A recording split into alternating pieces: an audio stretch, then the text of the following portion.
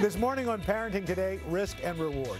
Promising your child a gold star or a treat may seem harmless enough, but is positive reinforcement really the best way to teach kids about good behavior?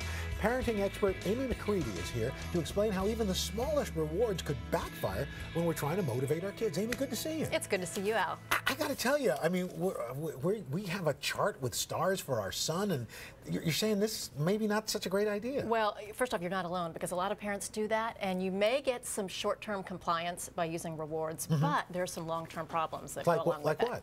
Well, for one, when we reward kids, we basically let them know that, I don't have confidence in your ability or willingness to behave or to do certain tasks without a reward.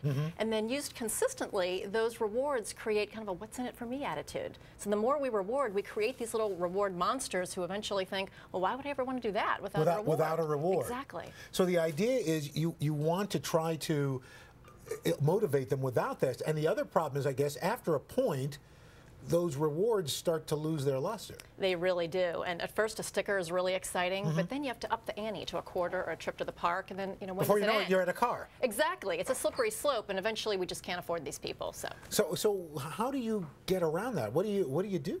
Well, an interesting thing to know is that, and in fact, this is one of the biggest problems with rewards, is that it actually erodes the child's interest in doing that activity or behavior in the first place. In fact, there was a study that showed that. Yes, really well-known research by psychologists Lepper and Green proved that when they took a group of preschoolers who loved to draw, and they encouraged these kids to draw, but a group of them, they rewarded them for drawing. And the kids who were rewarded for drawing actually showed less interest along the way. So their spontaneous drawing actually decreased by 50%, and the quality of their work decreased. So the rewards had the opposite effect of what the rewards were intended. So in other words, external motivation after what may short-term work, but long-term, you're going to have a problem. That's right. That's right. And it may not seem like a big deal when your kids are little, but the research shows that kids who are raised on rewards are more self-centered and more materialistic. They're also more influenced by peers and money and praise and recognition. Just not good long-term for our kids. So then how do we reinforce good behavior without it seeming like we're rewarding them? Well, we want to ban the sticker charts and the rewards and instead use 3 simple but really powerful strategies. The first one is to foster that internal motivation through encouragement.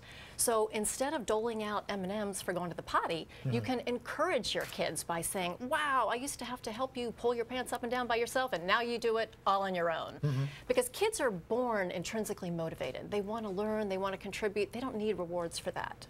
And then what's the when-then routine? Well, there's going to be some things that our kids aren't really that motivated to do, like clean their room or do their homework. So then you can use a when-then, which means when your homework is done, then we'll leave for soccer practice. When your room is clean, then you can play outside. That's not a reward. That's just structuring your routine so the yucky stuff is done before the more desirable parts of your daily routine. And then if the good behavior isn't happening, they have to know that there are consequences. Yes, and so you want to let them know in advance that there will be some consequences that would apply if they don't do what they're supposed to do. What if your school uses a reward system? Well, and a lot of schools do, trips to the treasure box, and so parents will say, well, what should I do? I'm trying not to use rewards at home. Well, recognize you can't control what goes on at school. All you can control is what happens in your own home.